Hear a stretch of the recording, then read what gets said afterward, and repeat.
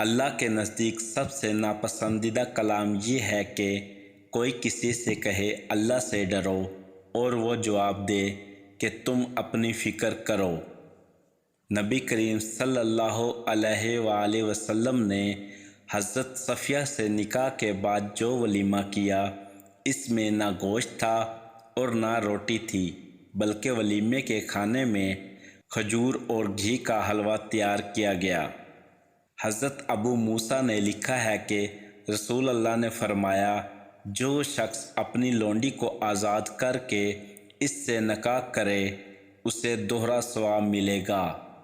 زیادہ سمجھدار اور زیادہ بیوقوف میں کوئی فرق نہیں ہوتا، کیوں نہ کہ یہ دونوں ہی کسی کی نہیں سنتے۔ میاں بیوی کا اکٹھے کھانا کھانا بے شرمی نہیں بلکہ سنت رسول ہے۔ رسول اللہ صلی اللہ علیہ وآلہ وسلم نے ارشاد فرمایا، گرم کھانا ٹھنڈا کر لیا کرو، کیوں نہ کہ گرم کھانے میں برکت نہیں ہوتی۔ رسول اللہ صلی اللہ علیہ وآلہ وسلم نے فرمایا، سب سے بڑا صدقہ روٹھے ہوئے لوگوں میں صلح کرا دینا ہے۔